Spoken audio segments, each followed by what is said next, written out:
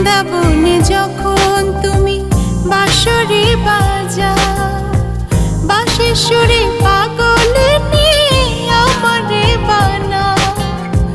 তোমার ডাকের সাড়া দিতে পদে পদে বাধা।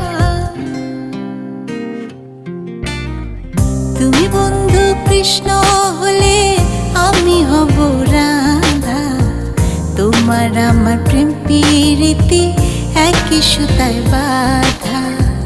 তুমি বন্ধু কৃষ্ণ হলে আমি হব রাধা।